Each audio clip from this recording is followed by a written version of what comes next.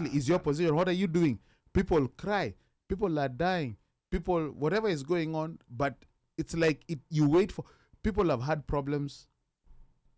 You're looking for safe houses. They talked about looking for safe houses, right? Shouldn't the first safe house be the embassy? Yeah.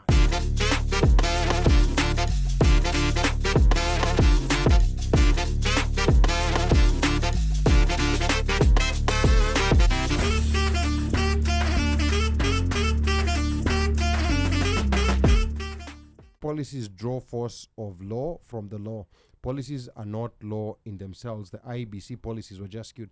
And that's the reason why they were able to be easily deconstructed by Okiya Omtata in court. Because even that day when I was, because I think when these people are sent out to go do these talks, they, they usually don't expect that the people who are going to be interviewing them have actually know what the ham sandwich they're talking about. Yes, they've actually looked into this and they know what they're talking about. Right. So that's where we caught them off guard. And even on the issue of the ID, they kept talking about, policy, but they got deconstructed very easily in court. And in the middle of the cycle, they were forced to accept IDs. But by the time which they were forced to accept, time had already passed. Yeah. Some people had already gone to the embassy and they were denied. So and they left. Yeah, and they left. And and I think that is the interesting thing. I think for me, for someone who is not a constitutional lawyer, somebody who never really studied law, is not a law. He's not a lawyer by trade, but is able to go and win cases. My assumption would be like Gathers and Gathettes. Maybe we need to interrogate what this thing says. Let us invest a little bit more in what is said. The good thing about the Kenyan Constitution is that it's been written in very simple language. It's been written in very simple language, and it's been written, and that's when we had this new philosophy of where people who do not have, law degrees could actually go submit and file cases like this ones that Okiya is doing. That's the only way, the Okiya would never have been able to do what he's doing under the old constitution. No. Yeah, right. He would not have been able to do what he's doing under the old constitution. So it's just someone who went and read, the constitution, has read the laws and has seen the weaknesses.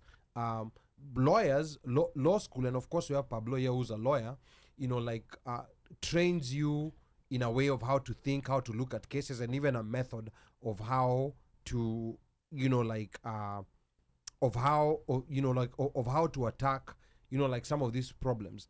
Okiya clearly has won cases that lawyers had refused to touch, trained lawyers had refused to touch. So there's something special, within himself. But it also tells us that people need to start reading these laws. Absolutely. Yeah. I think he works with lawyers and he's the one who's the face. But you didn't hear it. But even if he works with lawyers, but he goes present the submissions in court. Exactly. Let me tell you, that's one of the most difficult. That's one of the most difficult parts. No. I'm not disputing it. But I mean, even before we go for cases, you get prepped by your lawyer. So it is possible to have him, get prepped and understand. But I'm just saying that everything that he's brought to date has merit. So it's not like he's just bringing something out of, the back of his pocket. So it actually has merit, and these guys are in violation. So then I would ask the lawyers. Yeah. That you're saying that supposedly advise him. Yes. Wouldn't we? I would assume that they are the ones who would probably be saying, let's table this. Sometimes you use somebody else to go forward, and again, remember everything. You have fees. There's a proxy. So you have fees that are being paid for the case. Correct. So there's a lawyer. From Nakuru, I think. Yeah. He's a doctor.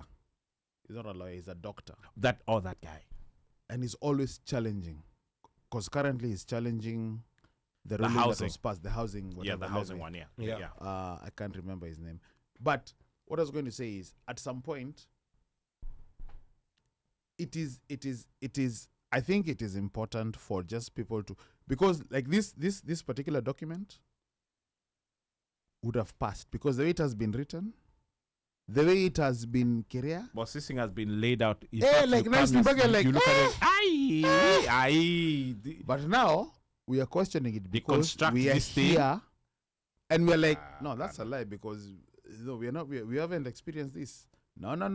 This is nonsense. No, wait a minute. No, there are people who cry for Madhogodhani over there in Saudi Arabia and other in Middle East or whatever.